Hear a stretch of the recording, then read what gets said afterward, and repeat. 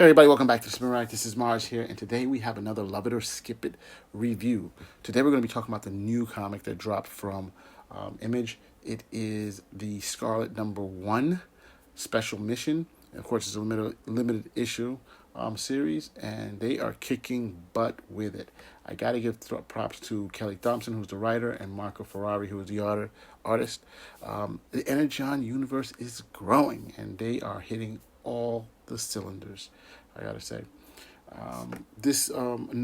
You've had many different titles come out for the Energon universe, and they would have done very well. Void Rivals, for example, the Transformers, Duke, Cobra Commander, and of course, after Scarlet, we're going to see Destro. But hey, we're talking about Scarlet now.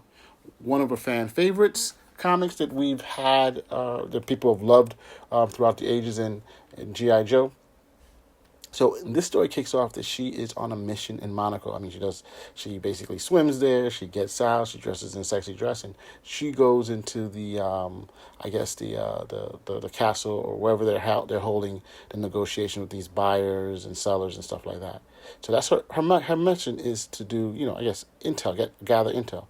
And if you guys remember that she's a counterintelligence person, so this is basically in line with what she's always expected to do.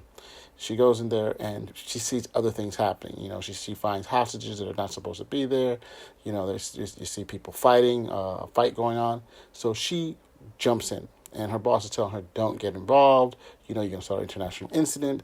But she's like, "No, don't worry, I'm taking care." But she keeps asking for the okay to do it, and she just does it eventually. She knocks out some of the bad guys. She saved many of the hostages, and because of that, her military unit boss, is pissed and basically kicks her out. So we have her, of course, this is always a setup for the Joes, that something happens, and so they gotta get recruited. And of course, who do they have come down and recruit her?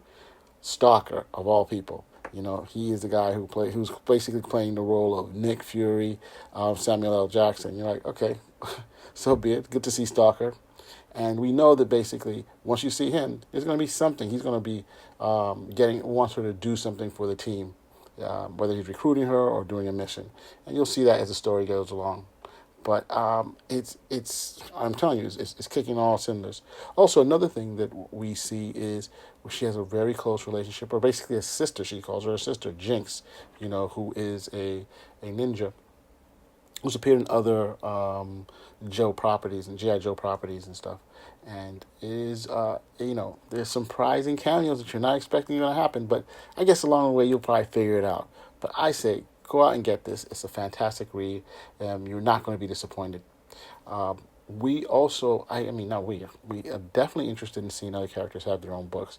Like I said, after this, there's going to be a Destro book, and Destro called The Enemy. And with Destro, the key thing here is that, by bringing in these other characters and I guess refreshing the whole Joe universe, it's great to see other characters' perspective, but you only want to bring them out if there's a story. If there's no story, just don't bring them out.